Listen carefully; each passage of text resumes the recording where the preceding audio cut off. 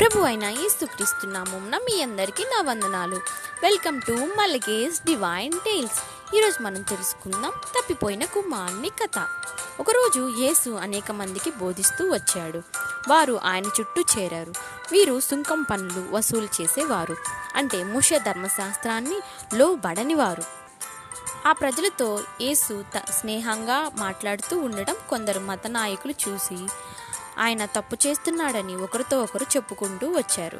వారు మాట్లాడటం యేసు విన్నాడు కనుక వారితో ఆయన ఈ కథ చెప్పాడు. ఒక మనిషినికి 2 కుమారులు ఉన్నారు. వారిలో చిన్న కుమారుడు తన తండ్రితో ఇలా అన్నాడు, తండ్రి, నాకు రావాల్సిన స్వాస్థ్యం నాకిప్పుడే కావాలి.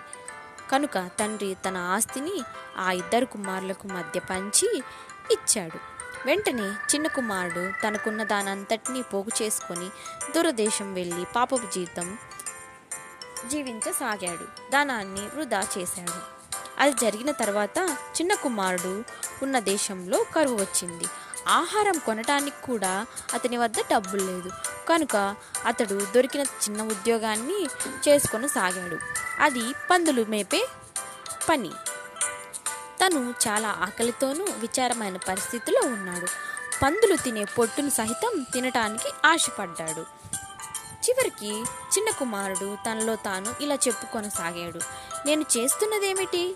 నా తండ్రి ఇంటి వద్ద సేవకులుందురు, తినడానికి సమృద్ధిగా ఆహారం ఉంది. అయితే నేను ఆహారం లేక క్షీణించి ఉన్నాను. నేను నా తండ్రి ఇంటి వద్దకు తిరిగి వెళ్తాను.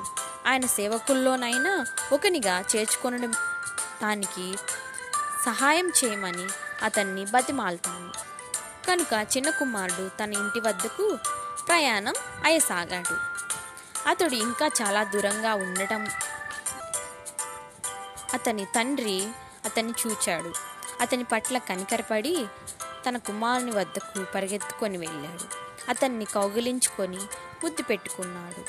కుమారుడు తన తండ్రితో ఇలా చెప్పాడు, తండ్రి, దేవుని ఎదుటను నీ ఎదుటను నేను పాపం చేసి ఉన్నాను. నీ కుమారుడని అనిపించుకోవటానికి నేను యోగ్యుడను కాను. అయితే తండ్రి తన సేవకులను పిలిపించి, త్వరగా వెళ్ళండి, శ్రేష్టమైన వస్త్రాలను తీసుకొని రండి. నా కుమారుడికి వాటిని ధరింపచేయండి. అతని వేలుకు ఉంగరాన్ని ధరింపచేయండి. పాదాలకు చెప్పులను తొరగండి. శ్రేష్టమైన గొర్రెపిల్లను వధించండి. మనం వేడుక చేసుకుందాం. ఎందుకంటే చనిపోయిన నా ఈ కుమారుడు సజీవుడయ్యాడు. నశించిన వాడు ఇప్పుడు మనం అతన్ని కనుగొన్నాము. కనుక ప్రజలు సంతోషించడం ఆరంభించారు. ఆ సమయంలో పెద్ద కుమారుడు పొలం నుండి ఇంటికి వచ్చాడు. ఇంటిలో సంగీతం, నాట్యం చూసి జరుగుతున్న దాన్ని బట్టి ఆశ్చర్యపడ్డాడు. తన సహోదరుడు ఇంటికి వచ్చిన కారణంగా జరుగుతున్నదని వేడుకను చూచినప్పుడు అతడు చాలా కోపగించుకున్నాడు. ఇంటిలోనికి వెళ్ళటానికి ఇష్టపడలేదు. అతని తండ్రి వెలుపలికి వచ్చి లోపలికి రమ్మని, వేడుకలో పాల్గొనమని అతన్ని బతిమాలాడు. అయితే అతడు దానికి ఒప్పుకోలేదు. పెద్ద కుమారుడు తన తండ్రితో ఇలా అన్నాడు, నేను అనేక సంవత్సరాలు నీకోసం నమ్మకంగా పనిచేశాను. నేనెన్నడూ నీకు అవిధేయత చూపించలేదు.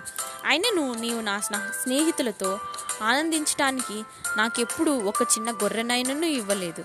అయితే నీ ఆస్తి అంతటినీ వృధా చేసి వచ్చిన ఈ చిన్న కుమారుడికి మాత్రం శ్రేష్టమైన గొర్రెను వధించావు. తండ్రి ఇలా జవాబిచ్చాడు, నా కుమారుడా, నువ్వెల్లప్పుడూ నాతోనే ఉన్నావు. నాకున్న సమస్తము నీదే. అయితే మనం ఆనందించటం సరి అయినది. ఎందుకంటే నీ సహోదరుడు చనిపోయాడు, ఇప్పుడు బ్రతికాడు. తప్పిపోయాడు, ఇప్పుడు దొరికాడు. ఆమేన్. లూకాసు వార్త 15:11 నుండి 32 అధ్యాయాలు ఈ కథ ఉంది. నచ్చిందా పిల్లలు?